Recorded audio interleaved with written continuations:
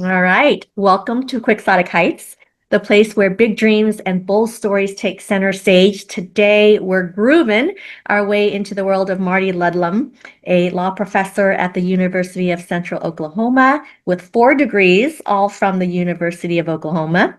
Marty has a sharp mind for business law, actually, and international trade, and a heart for storytelling that's pure gold. He is the author of At First I Was Afraid, the first book in this vibrant Disco Divas series, where glitter meets grit and every page has a beat.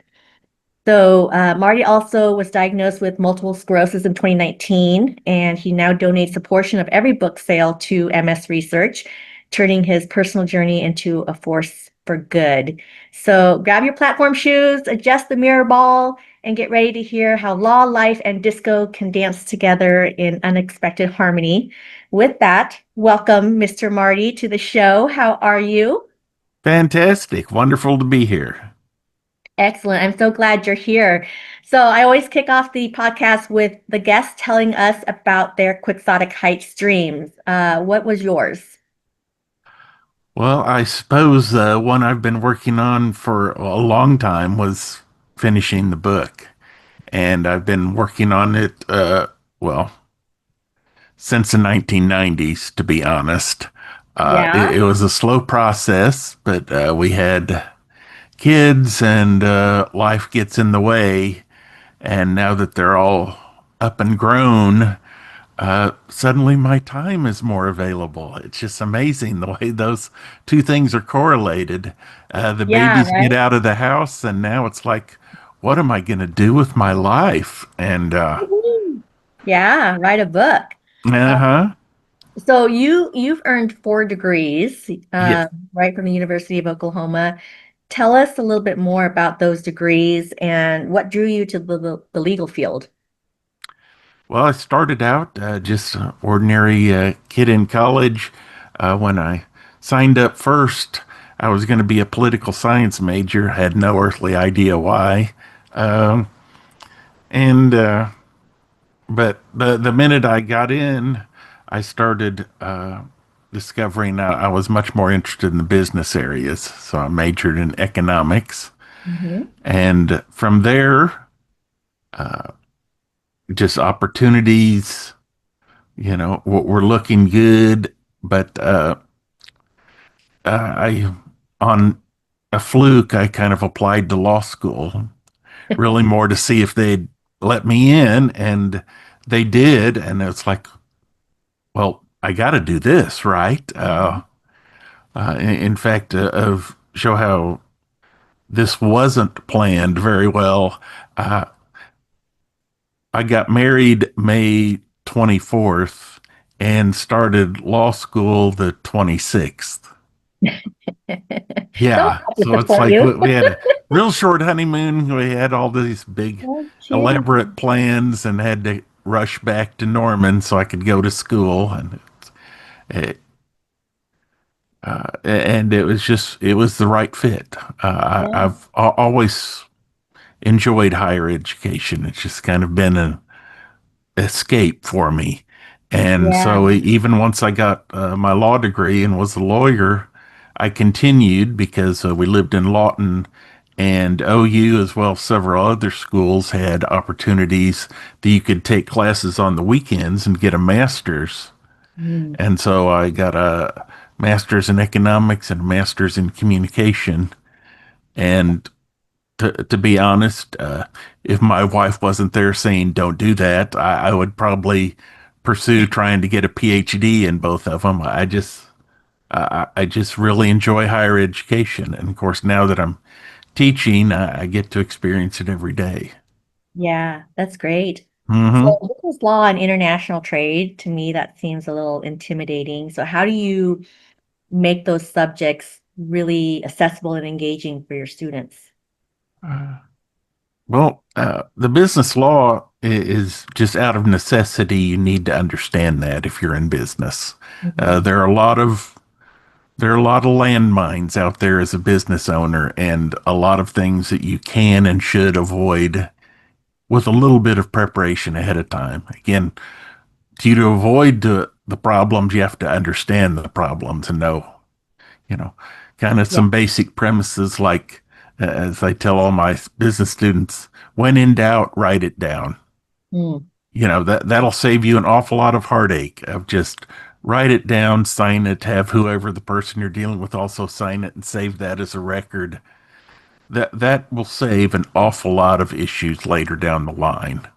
Do you have any like advice for new business owners? Like, what are maybe the top three things that they should be doing or looking at as entrepreneurs?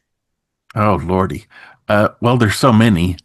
To be honest, before you even get into the legal issues, you got to deal with, as I say, the market of, oh, I want to blank, set up a certain business. You got to look to the background to see if this is going to work. Mm-hmm. I, again, especially with this generation of college students, you'll hear, oh, I've already decided on my career. I'm going to be a professional shopper and I'm going to go shop for other people. It's like, that's really not a job. It's not a skill to be able to spend somebody else's money. That comes easy. The people that are professional shoppers are that way because they are exactly the same size as someone who's a celebrity. Mm. And they go into the store and try on clothes.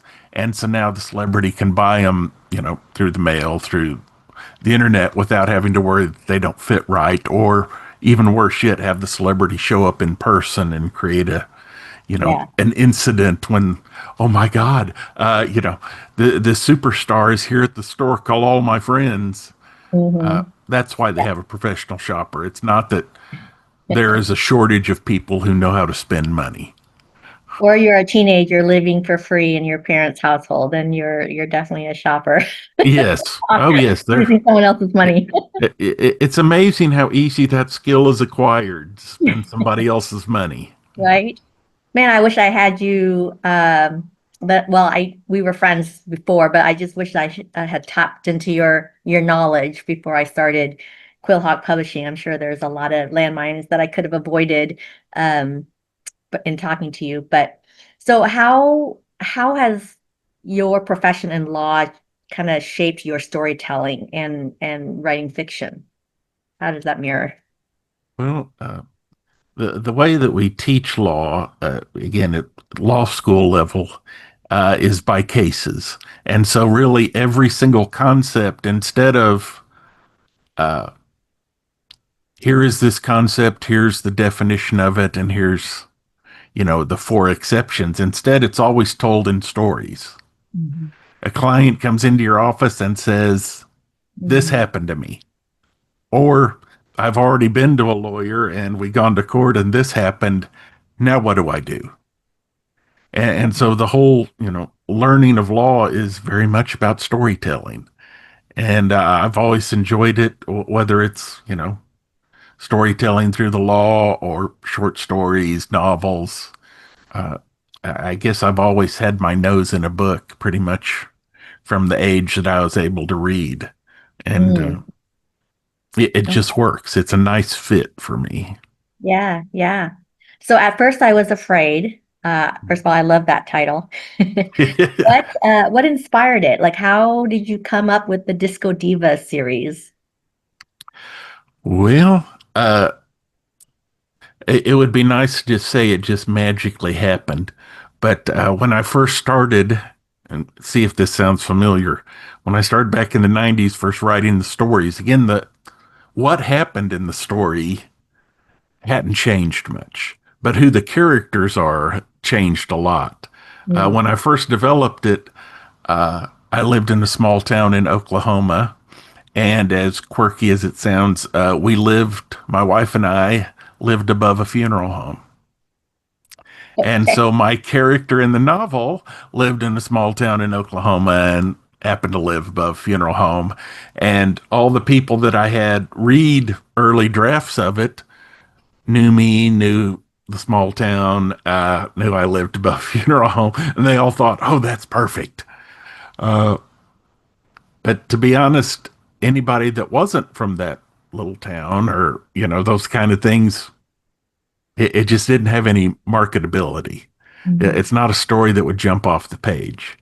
And so over time, I developed it. Instead, I went to a character that I would call a young version of Tyler Perry's Medea. Whereas Medea is older, shall we Mhm. say, Yeah. I had her as kind of a young, sassy, loud kind of person. Again, with a lot of food references and jokes about weight. And I went on a WriterCon cruise, and a couple of the writers sat down with me, and it's like, hey, I read, this stuff's funny, but to be honest, for women, they don't like worrying about calories. And they don't like women that, put themselves down about their weight. And, one of Melanie Henry gave me suggestions like, it would be great if you could just reverse it. That Mm. somehow your character had to eat all the time and never ever worried about calories. And that just like, the Yeah. heavens opened.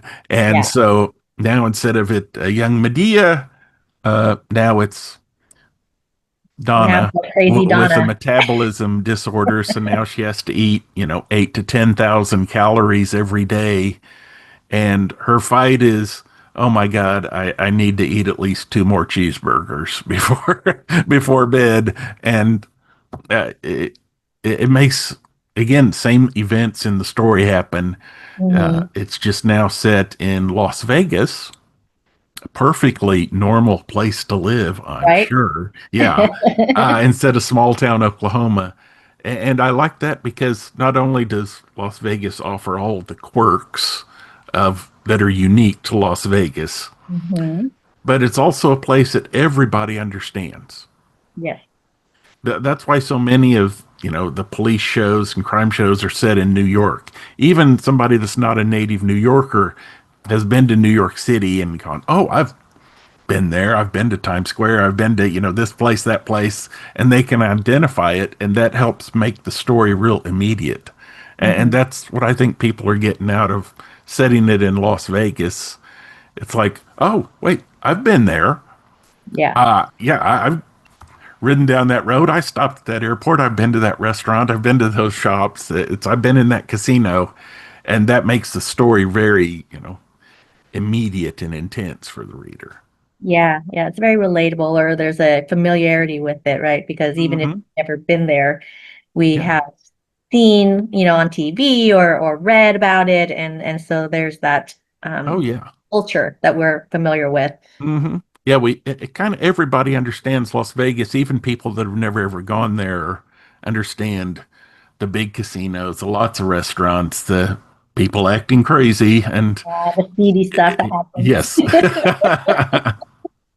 So your book is actually, it talks a lot about the disco era, even though it's not set in the 70s or anything like Right. that. It's set in modern times. Yeah. Yeah. And so how do you bring the vibrancy of that culture, the music, the lifestyle, the fashion, like all of that energy, how do you bring it forward so that the younger generation or people who aren't familiar with it can live, vicariously through your Mm. book?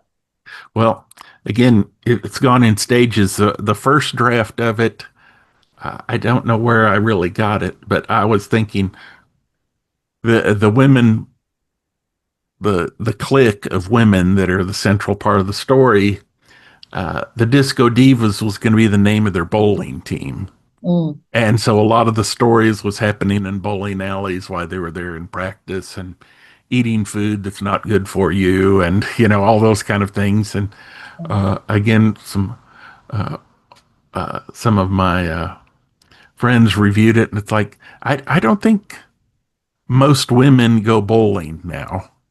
It's not like it was in the 60s, 70s, 80s, where it's like everybody went bowling, even if you weren't good at it, kind of everybody did. Now it's more a niche sport. Mm. And so I'm like, well, I'll just make them disco dancers. Mm. And they're called the Disco Divas, this team of women, because they actually went to a disco revival a dance party and won a trophy as a disco team. And so now in the police trophy room, where they've got all these trophies for softball teams and all this kind of stuff, they've got a little bitty trophy there for the Disco Divas and their dancing. And so it's just kind of a, cute characteristic of the group that, hey, yeah, we're Disco Divas and we're proud. And Hmm. Now, you've described your book as a not so cozy mystery. mm-hmm. Tell us more. What does that mean? Well, this is also part of the ongoing debate we had because when we were first discussing it with the Bernhardts, they were like, "Oh no, it's cozy because nobody cusses, and it just doesn't fit the characters Hmm. in my story. I certainly cuss, probably way more than I should, but not on the page. Hmm. And uh, there's also no graphic violence, no graphic sex. Again, it just doesn't fit the stories. But what's typical when you call a story a cozy mystery is there's an expectation that the main character, the hero, is an amateur sleuth. She runs a bed and breakfast, she runs a bakery, she runs a bookstore. You know, sh My character Donna is a police detective, so by definition, it's not a cozy, even Hmm. though it fits all the other expectations about no harsh language, no graphic violence, no graphic sex. But usually in cozy, somebody dies, right? There's a murder to be, Uh-huh. and then it's usually within the suspects within the group, and the setting is small, local. It usually doesn't deviate too much from that. Yeah, a lot of the cozies are set in typically small towns because Hmm. that becomes more believable that a non-police person could get involved in the crime solving. Yeah, yeah. Whereas you probably hard to set cozies in Chicago because there you'd expect they would turn it over to the police and not get involved. It's interesting how your first debut novel has evolved so much, Marty, right? From the 90s where, living on top of a funeral home kind of thing to Mm-hmm. the streets of Vegas with Donna who has to eat 24/7. Uh, Yes. how did I mean, WriterCon did help you to flesh this out, but how did like maybe beta readers or critique teams kind of play a part in shaping your story? Oh, hugely. Yeah. Uh, I also have to teach a legal writing class as part of my teaching obligation. And true to form, other folks have mentioned to me, you really don't understand writing and what you do right and do wrong until you have to read someone else's writing and critique it. Mm-hmm. You don't spot the problems of way too many pronouns, or you're not identifying the characters, or head hopping and changing point of view and those kind of things. It's hard to do that in your own writing because mentally you know exactly what's supposed to happen. Yeah. Your mind fills in the blanks. Whereas when somebody reads it, they just focus on the written word and they're reading it. It's like, hey, here's a whole page of some dialogue and I don't know who's talking. Mm. It's like, Yeah. oh, wow. Okay, I got to go back and fix that. And just absolutely invaluable. Uh, a lot of, especially beginning writers, and I did the same thing, were afraid to share your writing with somebody else. It's like, oh, I Mhm. can't give them my secret idea. They'll take it and run with it. No, writers really aren't that way. Yeah. Uh, You are only Writers read hundreds of different people's ideas, yeah. and we just give you honest feedback of, hey, I looked at this and I like it, but here's a big problem. Hmm. Or, I've read it and it's like, who's the main character again? You never identified him by name. They're just the person always talking. It's like, Right. oh, wow, skipped Yeah. over that. And Yeah. So I'm imagining there's quite a shift between academia and fiction. When you're writing. Or is there anything that kind of dovetail together? Do you see them as separate silos, or there's a lot of overlap? Wow. I would say they're very distinct. The one thing that's they have in common is the sense of deadlines of like, hey, this has got to be done by Yeah. August 20th because we got to send it from here to the editors who've got to typeset it and da da da da da. So you've got to have it done. Hmm. And doing a lot of the academic writing kind of forces you to, Good point. keep up with the deadlines. Yeah. I hear a lot in the writers' conferences, people say things like, oh, well, I'm just waiting for the muse to hit me. And it's like, Mm, no, that's why so many journalism people are so successful as novel writers is there is no such thing as a muse. yeah. It's sit down in front of the keyboard and get it done. And Yeah. it's all got to be done in 3 weeks or 3 months, whatever it is, not whenever the magic moon sequence hits you and forces you to be creative. Yeah. It's a process. You got to get it on the page. Now, you've mentioned the Bernhardts, and you and I know who they are, but for our listeners who don't know who they are, can you share a little bit about how they play a role in your journey as a writer and a published author? Oh, yes. My publisher's Babylon Books. That's owned by Will and Laura Bernhardt. Married couple, both of them authors in their own right. Laura writes mainly what we would describe as women's fiction, some romance, but also women's fiction. Uh, Bill tends to write almost exclusively legal thrillers. Again, it's got several different series, but they're all Hmm. John Grisham-y kind of legal thrillers. Yeah. Yeah, it's that same kind of storytelling, a lot of law involved. And I got with them years ago, started doing their Writer Con. In fact, the first ones I went to, we met at Rose State College. Mm. This is, I can't even remember how many years ago. But again, I've been thinking about this for a long time and went on one of the cruises with them, went to a retreat. It just, Yeah. they become dear friends on the journey. Did you have And to pitch to them, or what was the process like? yes, I pitched to them at one of the WriterCon conferences in Oklahoma City, and I guess that was 2 years ago, maybe or Hmm. three. And they liked it, wanted to see more, and And the there rest you is go. history. Yeah, Uh yeah. huh.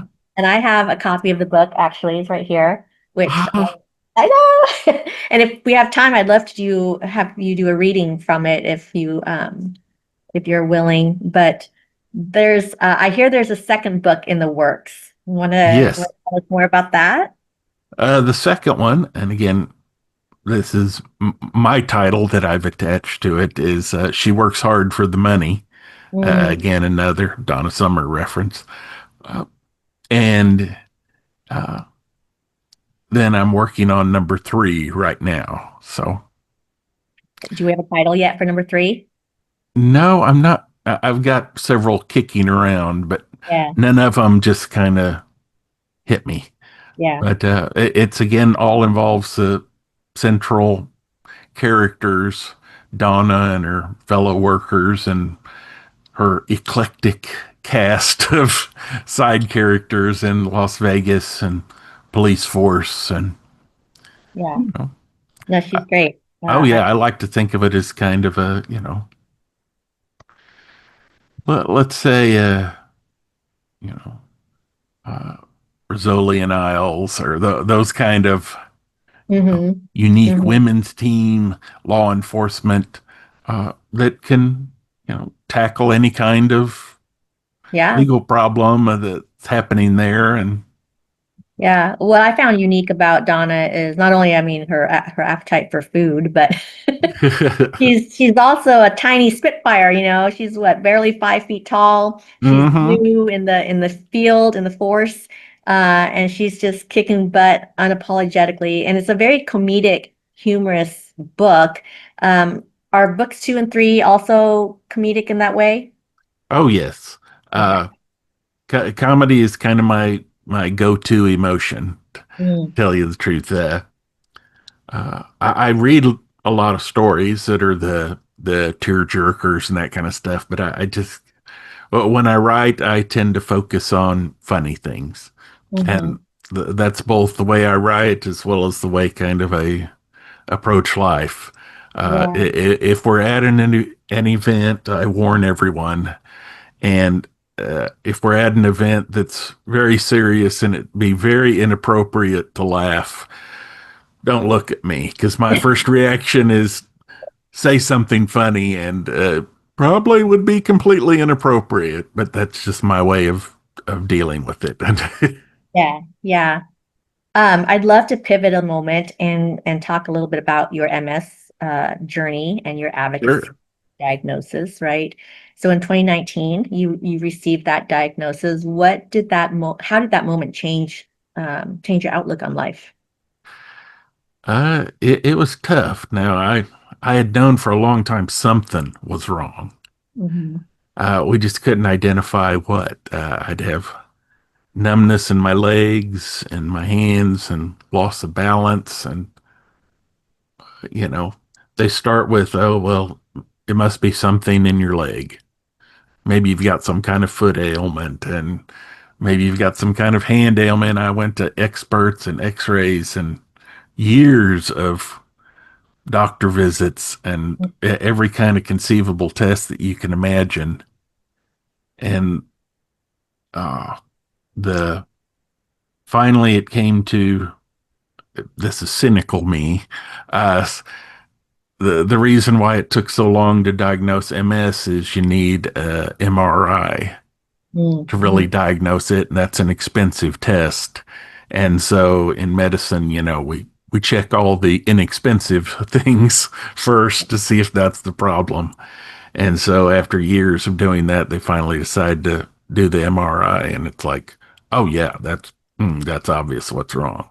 Hmm. And at primary progressive MS, again, MS has multiple types about how it evolves. Uh, you can kind of think of it like arthritis. Some people get arthritis and it's just kind of a slow ache, and some people seem to get it, and then the next month they just can't move.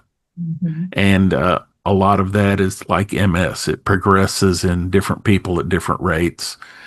Different body parts are affected.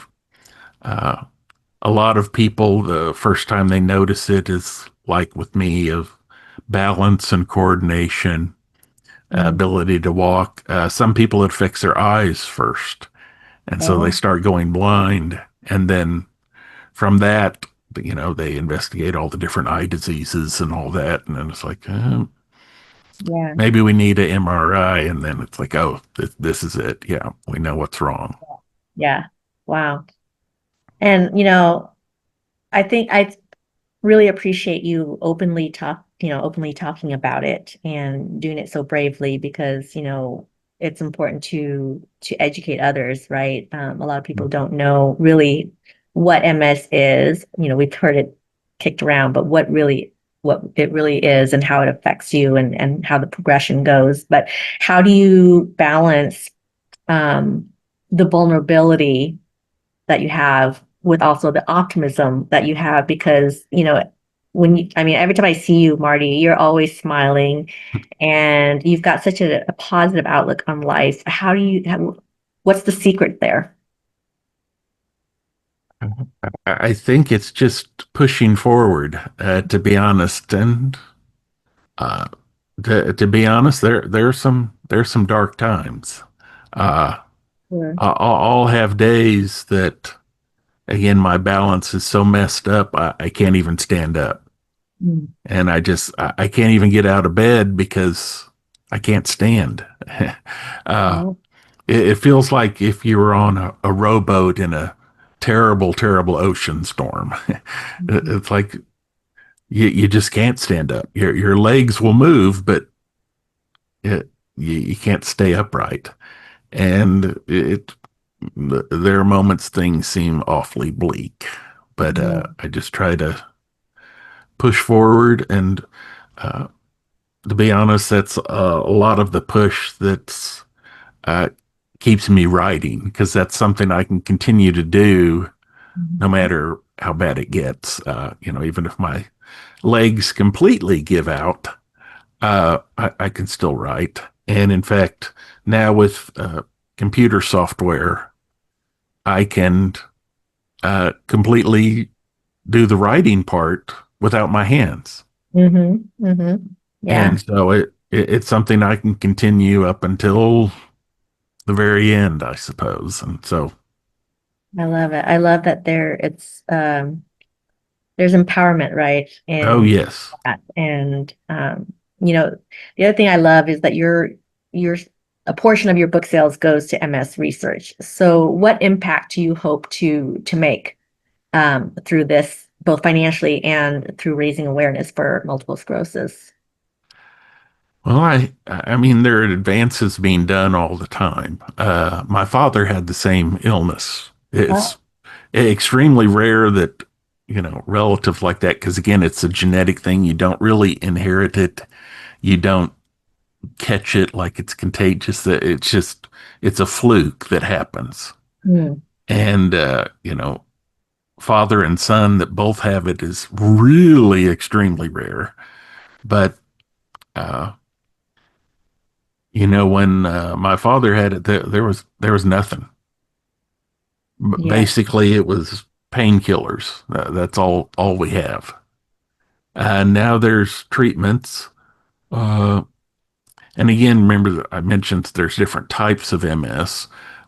There are some types of MS, not the kind that I have, but that respond really well to some of these new medicines. Mm, Like just completely, again, it doesn't reverse it. It's not like you'll be 19 again or anything like that. yeah. But it can stop the progression of it getting worse. Right. And some people just completely stop it cold. And so Wow. there's always hope for the next group. Yeah. Well, thank you for sharing that, Marty. I'd like to pivot now to more of some legal stuff. This Oh, is sure. my Have you been curiosity. arrested? Is that it? You're Let's take that offline. yeah. I'm calling you from jail. Help me. Yes. You know what's funny? Because, a lot of times authors will ask me, can I do this? Can I do that? Should I do this? And I'm like, I need to call Marty. Or, I'll send you Marty's way. What are some of the things that writers should think about from a legal perspective? Do you have any tips on that? Uh, Two things that I get lots of questions about. One is about using real people, real places in Mm, your fiction work. Again, if you're mhm. writing nonfiction, talk about whatever you're talking about. If you're going to talk about the history of the railroads, yeah, you'll use all the real railroads names and real cities because it's Yeah. nonfiction. When you use fiction, you got to be a lot more cautious about using real places and real people. Hmm. Hmm. Uh, uh, my shorthand explanation for it is I say kind of use the three mamas test. If you're talking about a real person, would your mama think whatever you said is okay? Would their mama think whatever you said was okay? And would Mother Teresa think whatever you said was okay? Okay. So, the example I give is like I was walking through the airport and I saw Hillary Clinton. That's okay, Yeah. right? There's nothing negative, nothing derogatory about that. Now, again, that doesn't mean you can say, in my story, I can just throw in Hillary Clinton's character.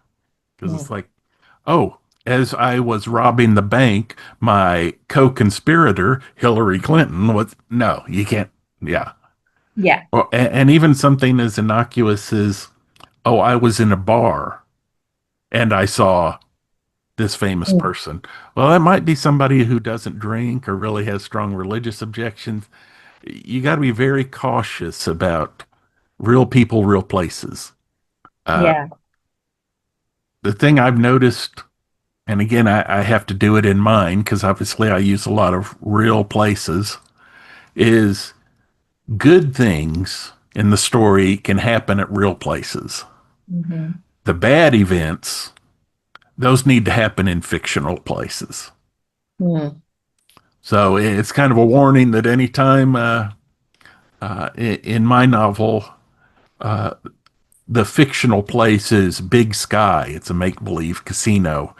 Yeah. And, while my characters are running through Caesar's Forum Mall, things are going to be okay. The minute Mm. they're in Big Sky, that probably means something bad's about to happen because the bad things have to happen in a make believe place. I Because see. I think Caesars would be more than unhappy that you have some horrible mass murder or some kind of thing happen in the lobby of their hotel. Yeah. Huh, good point. But what if you're writing historical fiction and you're putting real people in fictitious scenarios? Where is there a gray line there or a definitive line that we shouldn't be crossing? Well, again, a lot depends on, the specific story of how far back in history are you going. Uh, if you wanted to make again, a fictional story about Abraham Lincoln's secret mistress that no one has ever heard of before, probably okay because Abraham Lincoln, as well as all of his family from that time, have long since gone. No one's no one's going to be upset. Hmm. You do it about somebody who's only been dead 10 years, Yeah. and you want to talk about them as, you know, oh, they were, you know, Bill Gates. Let's, again, make up one. Yeah. Bill Gates was a mass murderer when he was in high school. He'd sneak around at nights when everyone thought he was working on his computers and kill people. Hmm. Yeah, you're going to run into a lot of trouble there. I always find it kind of vague when you're writing nonfiction. Let's say you're writing a memoir and you're telling the story as you remember, as you feel it, and Hmm. be somebody, real person who you just don't get along with or did something that was really evil to your family. How do you navigate that? Because it's truth, but it's your truth. Yes. And to be honest, that's why a lot of memoirs never get published. Mm. Is the publisher looks at that and goes, you can't say all these kind of terrible things. You can't refer to your neighbors as drug dealers or peeping toms or however derogatory term you want to do it. Now, if they were convicted of selling drugs, that's different. Hmm. But if it's just, oh, they're a cokehead, uh, wow. The Yeah. publishers are like, we're not going to buy into a lawsuit. The last thing we want to do is publish a book and then get hit with a huge, court case and fight it out for years. Even if we win, we'll spend a fortune on the court case. Yeah.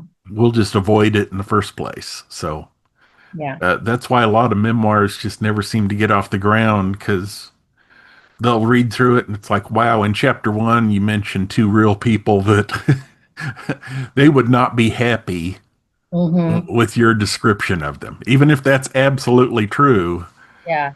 they may not see it that way. Yeah, that's interesting because I'm a publisher also, and one of my authors is writing a story, um, that's not very favorable to some of the people that are in her memoir. And it's a sticky landmine, I guess. And maybe Hmm. I might have to lean on you, Marty, for that one. But let's move on. You mentioned two things. What was the other one? The other one, and I don't know if the creative writing classes teach this, but it's using song lyrics Mm. in the book. Because all the people, it's like, oh, well, to make my story make sense, I need to publish the entire lyrics of this song. It's like, Right. if you wrote the song good, if somebody else wrote the song, you got to have their permission. And from the law's point of view, you can only use 10% of the original without their permission. And when Mm, you're talking about song lyrics, most song lyrics will fit on the back of a business card. It's a very short, maybe two paragraphs. yeah. That's the whole lyrics of the song. And so if you have two sentences, that may be over the 10%. And, the way I tell them, it's like if it's a song everybody's heard of, you don't need to put in the lyrics. Sure. If you stand up and say, hey, my character was dancing and they were all screaming about how they were going to go to the YMCA, you don't need to include any more of the song. Yeah. Everybody can visualize that in their mind. Yeah. It's And for general. everybody who's listening and now can hear the YMCA song in Right. their Thanks a lot, mind, you're Marty. welcome. Yeah. But if it's not a well known song that they won't know, I'm not sure adding the lyrics is really going to help them because they're Yeah. going to look at it and go, is this some kind of, Dan Brown clue that's embedded in the song lyrics? Why are you telling me the song lyrics? Yeah. I was always curious about that because, like Christian songs or, growing up, I was like the song Jesus Loves Me, this I know, right? Like, Mm is that copyrighted? I mean, Happy Birthday is copyrighted apparently, right? And hmm. so Mm hmm. it's very interesting when you think about it because a lot of us also quote things from the Bible. How much can we do? And if it's 10%, then we have a lot to work with, which is great. But Yeah. Well, plus, the Bible's pretty much public, public domain yeah, now because yeah, life of the author plus 70 years, we're way past that. yeah, definitely. Unless you're Disney, then you find a loophole year after year, it seems like. Mhm. Yeah, they Disney claims to pretty much own everything, and so Yeah. it's amazing because their whole business model is taking old generations old stories and then selling it and go, oh no, that story's ours now. It's Hmm. like, wait, Cinderella is way older than Disney. I mean, Yeah. it's centuries older. In fact, in the original Cinderella, they made shoes out of fur Mm. because the thought that, well, glass as well as making slippers out of it didn't exist then. It's Yeah. that old of a story, but now Disney's like, that's ours. Yeah.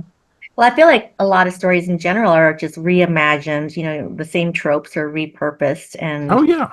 you put your creative spin on it, but it's the same story, same formula sometimes. Hmm. Um, Oh yeah. And a lot of times, a very, very similar story will come out in the movie at the same time as another. yeah, Like exactly. Olympus Has Fallen and White House Down. Yeah. Both of those are about some bad guy comes to the White House and captures the president.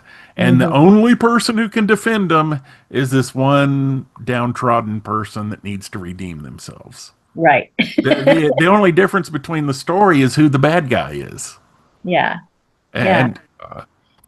And, but otherwise, it's exactly the same story. Yeah. Very true. Or the asteroid movies. What was it? Deep Impact with Yes. Tia Leone and Armageddon with Yeah. Bruce Willis. It's Hmm. exactly the same story. Oh my God, there's an asteroid going to hit us. It's Yeah. going to hit us. And how are we going to deal with this? And, they took the Armageddon story and made it kind of the action adventure. Oh my goodness, the swashbuckling, we're flying off a cliff on this space, in this space car and all that kind of stuff.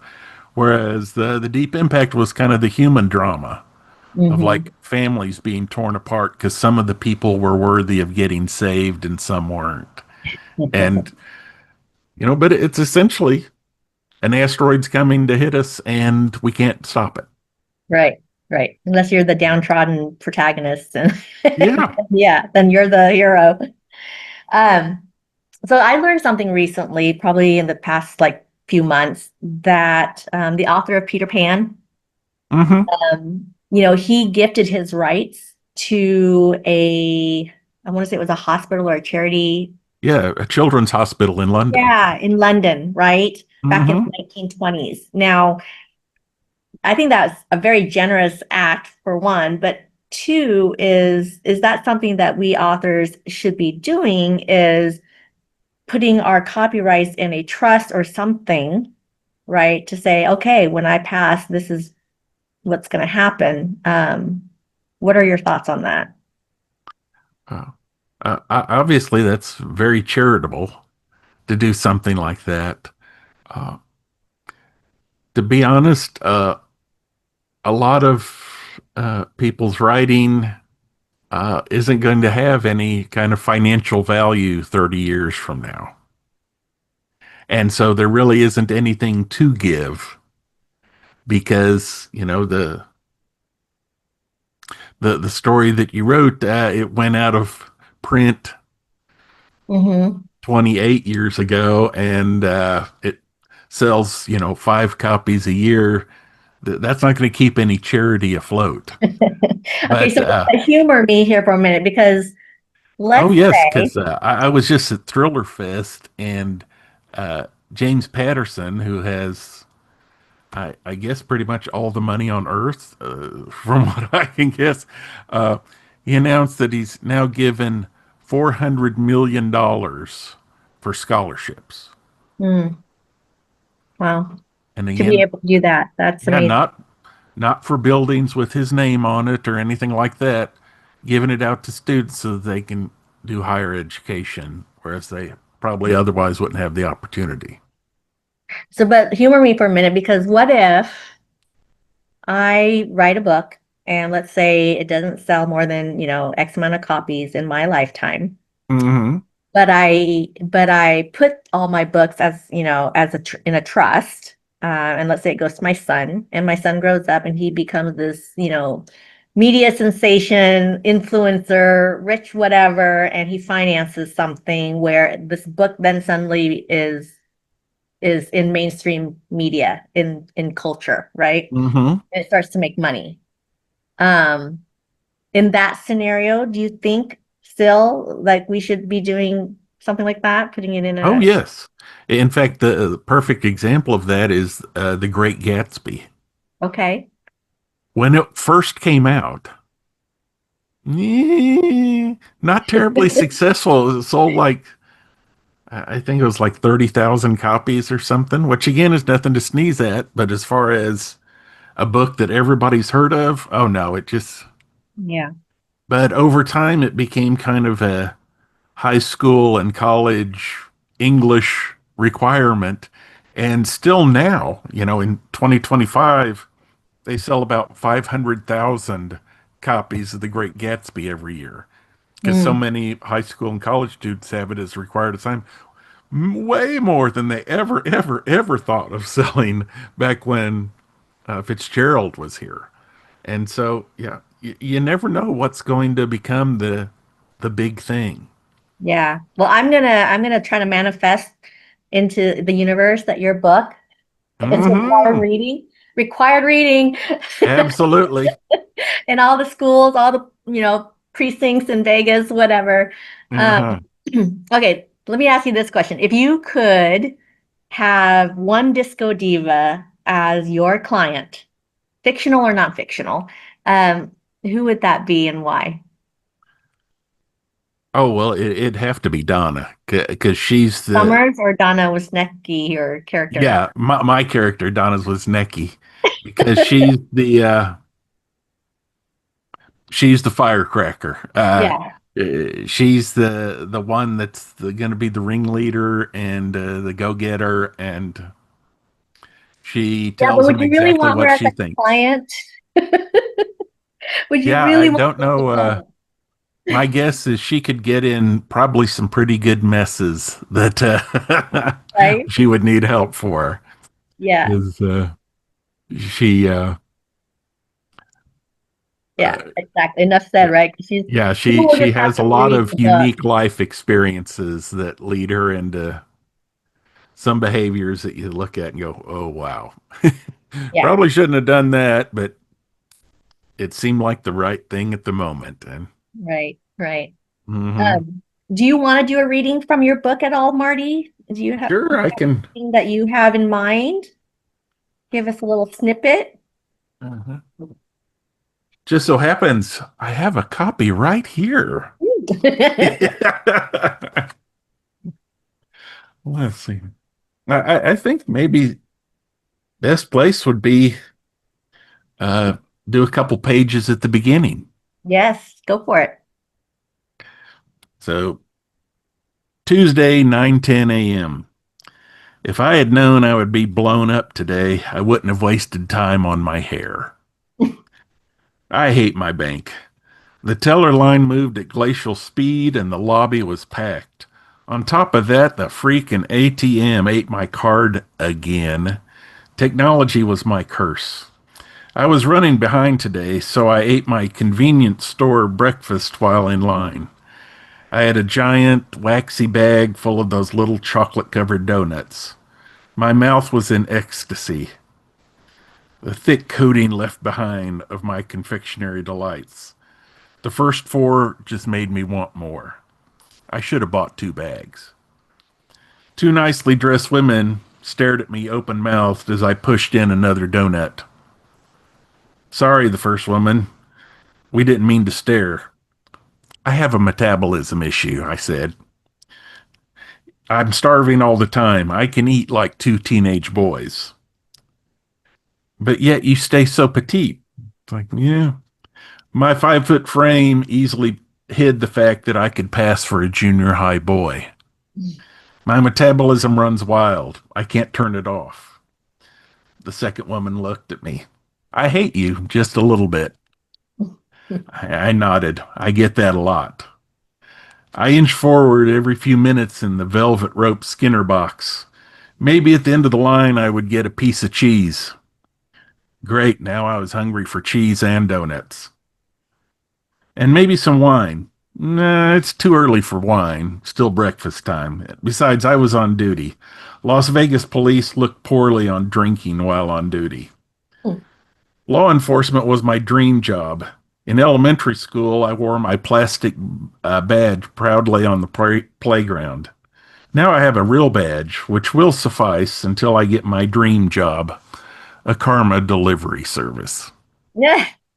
Someday. Karma delivery. Interesting. Mm-hmm. What does that even mean? I guess read it and find out. Yeah. Oh, yeah.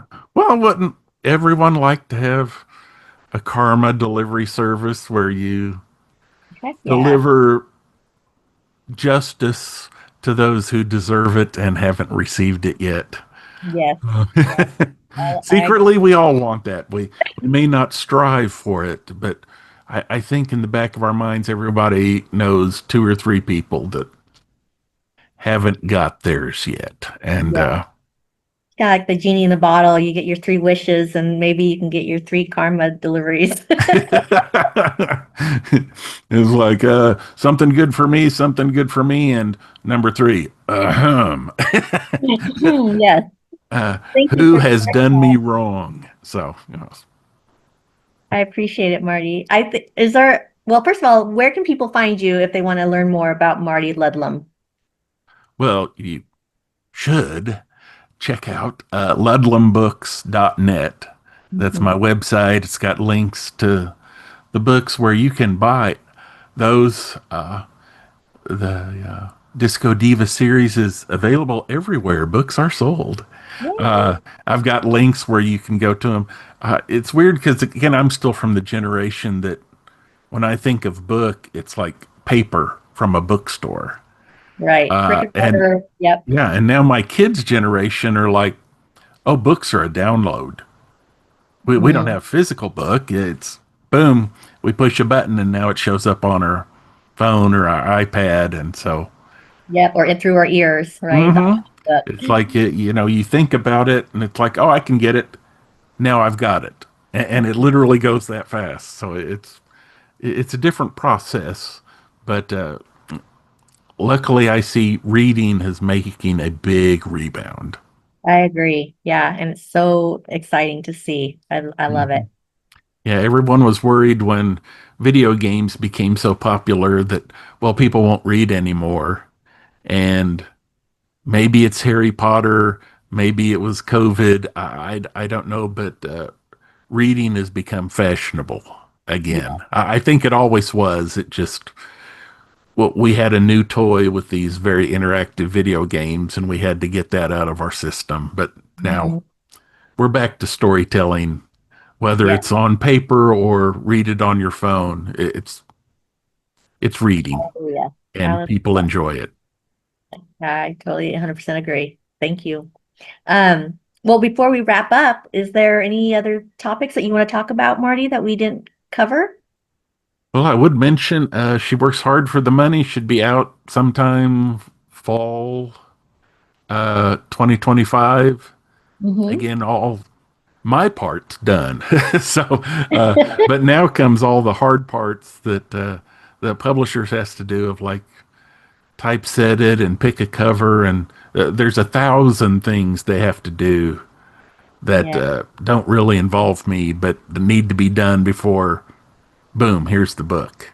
And Hmm. so that part's going, and of course, while they're working on that, I'm working on book number 3. So more adventures of little Donna and her addiction to donuts, and And her not so cozy mysteries. yeah, not so cozy. You know, Wonderful. Well, we look forward to the second and third books in the series.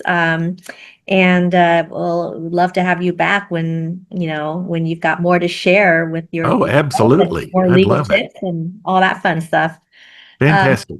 Yeah, thank you, Marty. So, with that, listeners, that's a wrap on our conversation with Marty Ludlum today. He's a man who proves you can command a courtroom, captivate a classroom, and still light up the dance floor of fiction. So, from navigating the complexities of business law to crafting the colorful world of the disco divas, Marty's story reminds us that resilience, passion, and purpose can groove side by side. If you want to support MS research and dive into a disco fueled adventure, please find At First I Was Afraid wherever books are sold. And until next time, keep chasing the quixotic heights in your own life because the world needs your rhythm. Thank you so much, Marty, for being on the podcast today. My pleasure.